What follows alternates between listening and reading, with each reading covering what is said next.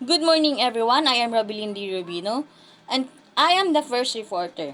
Today, we're going to tackle all about the human impact of climate and the atmosphere. Content: global warming and climate change, urban air pollution, and stratospheric ozone depletion. Objectives: discuss greenhouse gases and how they impact climate. B. Investigate climate change at local and global scale and the different impacts of this phenomenon. And C. Examine issues relating to air quality, urban pollution, photochemical smog, acidification of free precipitation, and stratospheric ozone depletion. And now, let's proceed to the world climate. So, the world climate is, ang graph is nagpakita siya og epekto sa tao o sa kalikasan sa atong earth, sa atong temperature, sa atong sa atong mundo. Then ang mapa pod is nag-show siya as pagkataas sa temperature sa tibuok kalibutan katong noong 2022. 2022. The atmosphere and its importance. The Earth atmosphere act as the protective blanket. So, ang Earth atmosphere daw is nag-act siya as protective blanket or kumot nato. Naga-help siya sa ato nga magsuporta siya sa ato sa atong kinabuhi o ga-protect siya sa mga tao sa kainit sa adlaw. Ang composition niya is 78% of nitrogen, 20% of oxygen, and 1% of other gases.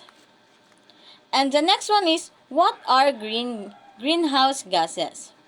So, the greenhouse gases is mao na siya ang mga gases nga atong makita sa Earth atmosphere. Mao na sila ang naay ability nga mag-absorb and mag-hold sa kainit gikan sa Earth's surface nga instead nga pagawason lang nila ang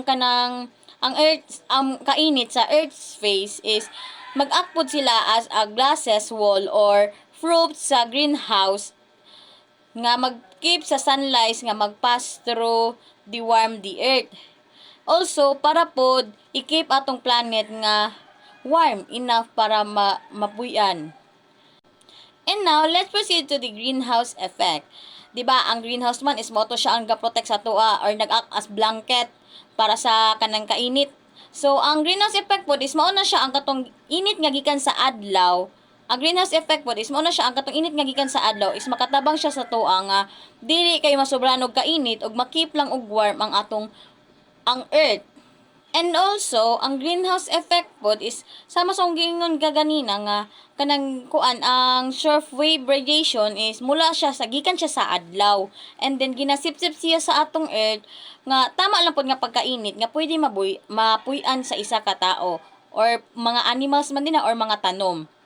And now, let's proceed to the enhanced greenhouse effect. Mga human activities nga makaapekto pod sa ato ang earth. First is burning fuel. So, mao na siya ang katong mga tulad ng mga gasolina kanang magsunog mga factories, di ba? Mao nang ginabawal pod sa ato ang magsunog og kanang mga cellophane kay pwede man gud siya nga makadaot sa atong kalikasan or sa kanaganing makadaot siya or makadagdag pud siya kainit sa earth. And next is deforestation. So, ang deforestation po is kanang mga pagputol di ba ng mga kahoy. So pag magputol tog ka ng mga kahoy is wala na mo hatag sa tuog ka ng mga presko nga hangin. So mas init ang panahon mas init jud siya ug wala nay kahoy nga mo tabang sa tuwa nga mo kuan sa kainit ug maghatag pud sa tuwa og hangin. And the next one is industrial emissions. So ang industrial emissions po is mao to siya ang katong sa industry gani nga mga for example sa mga vehicles, mga smoke nga gikan sa sakyanan, makapansin mo kana ganing kung na ganing na mo sa kalsada, nya paghuman mo gani ang mga aso gikan sa kanang mga tambutso sa mga sakyanan is baho na gani siya, then mas moinit pag yun siya samot kay tungod sa atong mga gases nga ginalabas or mga smokes nga ginalabas atong mga vehicles. Now, let's proceed to the ways in which humans have been enhancing the greenhouse effect. First is carbon dioxide or CO2. Tumataas ang CO2 at atmosfera dahil sa pagsunog ng mga fuels at produksyon ng semento. And the next one is methane or CH4. Dahil sa pagpaalaga ng mga mula sa kanaganing pagpaalaga ng mga baka, pagsunog sa mga fuels at kanang mga basura gani ginasunog nato is makaapekto pud siya. And the next one is chlorofluorocarbons or CFCs. Ginagamit po na siya sa refrigerator, kanang mga air conditioner at spray cans. And last is nitrous oxide or N2O. Nakana siya is nagmula na siya sa pagsunog ng mga fuels, paggamit ng mga abono or mga fertilizers na siya. So let's proceed to climate change or pagbabago ng klima. Ito ang mga komplikadong pagbabago ng panahon at sistema ng klima ng ating planeta. Hindi lang ito pagtaas ng average na temperatura, kundi pati na rin ang matinding pagbabago sa panahon, paglilipat ng tirahan ng wildlife, pagtaas ng antas ng dagat at iba pang epekto. Pag makabantay mo, di ba, pag climate change ka siya is for example, is ka na maglandslide no kay makuha na to siya, di ba? Magbago ang mga landforms niya kahit ang mga tagak man ang mga gikan nga mga yuta gikan sa taas o matagak man dire maybe pod ka nang sa dagat pod mo ang tuubang ang tubig pod is kanang mo action ganing makabantay mo kapag pag mulinog kay na sometimes kay ang tubig magasaka pod siya. Now, let's proceed to local and global challenges. First is urban heat islands. Kato mga cities gani maging mas mainit siya tungod sa mga buildings o sa mga roads. And the next one is localized droughts or floods. Kanang some sa atong area is mahimo na siya dry or tagtuyot or ang uban pod is kana ganing baha. And the next one is shifting rainfalls pattern. Ang kanaganing rain may come too much or too little. Kanang ang uban panagsakay tingala mo taligsik niya tadaod mawala na pod, muulan niya mawala na pod. Inana ang kanang mga mao na siyang changes affect na sa atong daily life nga, sa farming or sa water supplies. Mao siya ang makaapekto sa atoa. And now, let's proceed to global changes. Sa global changes, first is global temperature increase. Ang Earth is become more warmer. And the next is ocean acidification. Ocean becomes more acidic because of the excess carbon dioxide. Third is melting of polar regions. Ice in the Arctic and Antarctica melts. And lastly, global circulation changes. Changes in wind and ocean current affect weather pattern. These changes affect the environment, animals, and people worldwide. And now, let's proceed to the ocean acidification. Ocean acidification is a serious issue for coral reefs and other sea creatures. Modo ni siya ang takong problema for corals and sea animals. Ocean absorb excess carbon dioxide. The water become more acidic. So, ang ocean daw nag-take siya too much carbon dioxide, so the water become more sour. O kanang kanang aslum cause hundreds of marine species to either die off or migrate elsewhere. So, daghan daw mga sea animals nga pwede mamatay or mag-move na lang sila sa other places. And now, let's proceed to the acidification of precipitation or acid rain. It caused by sulfur dioxide and nitrogen oxide emission from burning fossil fuels. The other is ang smoke daw gikan sa mga sakyanan or sa mga factories mag-cause siyag acid rain. React with water vapor to form sulfuric and nitric acid. The other is ang smoke daw ma-mix siya sa hangin o sa tubig, then ma-turn siya into acid. It damages forests and aquatic ecosystem, corrodes buildings and monuments, lowers fertility. Diri is maka-harm siya sa mga trees, water life, o sa mga buildings and it makes soil bad for plants kanang maglisod og tubo ang mga tanom. Now let's proceed to the coral reef bleaching. Coral reef bleaching. Coral reef represent less than 0.1% of the world ocean floor, but it helps support around a quarter of all marine species. Diri daw is gamay ra kaayo ang lugar sa ilawom sa dagat nga sakop sa mga coral reef. Pero bisan gamay ra daw ni dinhi Japan nagpuyo og nangitag pagkaon ang mga isda ug uban pang hayop sa dagat. They are extremely vulnerable to rising temperatures. They daw is kanang sensitive daw ang mga coral. Dali ra kaayo masakitan o mamatay ang mga coral kung muinit ang tubig sa dagat. Makita ninyo dira sa picture na ang kuan ang buhi pa nga coral is may color, and then pagpatay na siya is mabuhat na siya ang color na niya is white. Now let's proceed to the extreme event attribution. Looks at the human impact on extreme weather such as heat waves, droughts, and floods. This is the study to check how human activities like burning forests, cutting trees, kung make ba siya severe weather worse or more frequent. For example, kanang heat waves, kanang very hot days for kanang grabe ka init, pila ka adlaw, nang wala na yung hunong-hunong. Kanang droughts, kanang wala yung ulan, tas ang ang land is kanang becomes dry. Flood, kanang is kanang too much na ang rain, kanang grabe na kakuan sa ulan, then makakuan siya sa water cover lands na magkakause siya floods. Now let's proceed to the global warming. Refers to the increase in average global temperatures due to the increase in greenhouse gases. Is kanang nagpasabot nga nag-init na ang tibuok kalibutan. Nahitabo ni tungod kay nagdaghan na ang mga gas sa hangin nga nagpabilin sa kainit. Kanang dili na sila makalabas sa dili na makalabas diri sa kalibutan. Mo kanang nagstay na sila ba, mao na siya ang global warming. That's all. Thank you.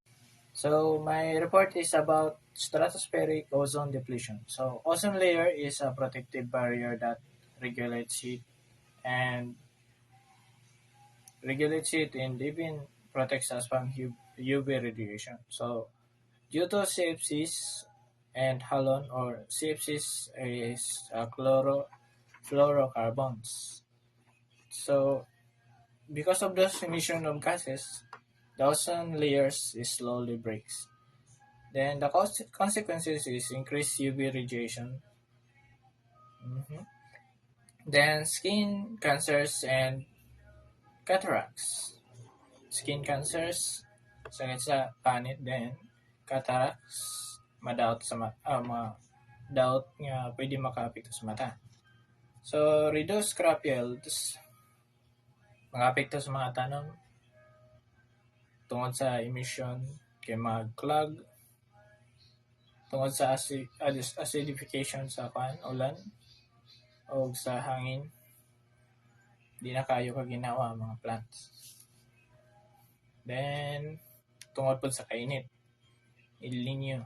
Then sa marine productivity, ang uban nga mga hayop sa marine wildlife man-transport, mambalhin sa ubang lugar. Then gamay na lang ang food chain sa marine.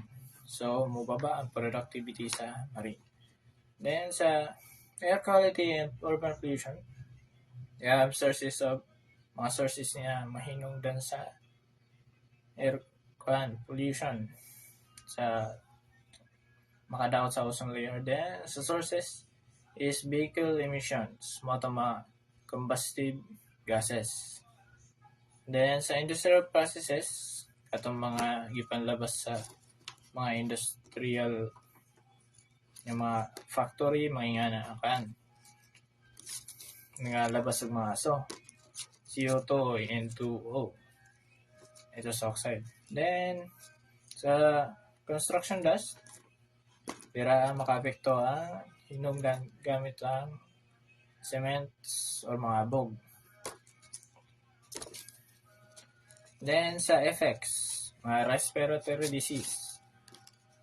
Kay dili naman kayo kuan limpyo ang hangin, makadaot sa ato ang lungs. Then reduced visibility. Mabantayan nato karon sa mga biskan nasa nga lugar dili kayo siya may pagkahanap yapon samot na gunsa ni tungod sa hangin. Daghanay ng mga pollution, mga abog. Hindi na kayo visible ang halos makita nato sa paligid. Then sa contribute to smog, mapansin nato nga magana man ang nagkahanap. So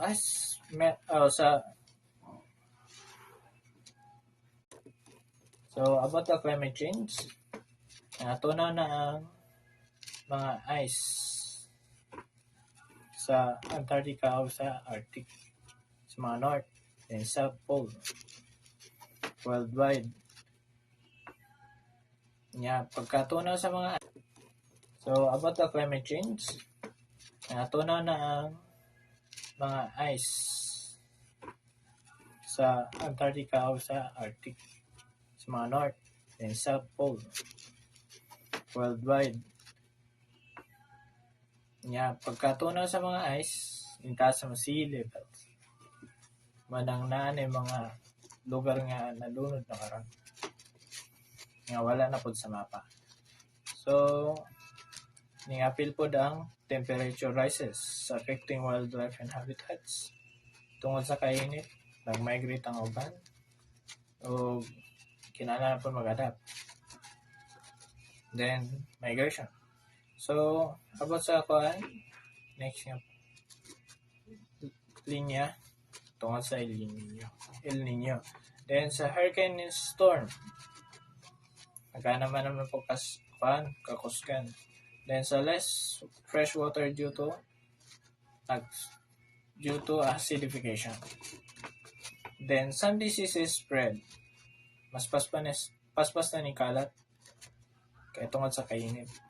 Then ecosystem will continue to change.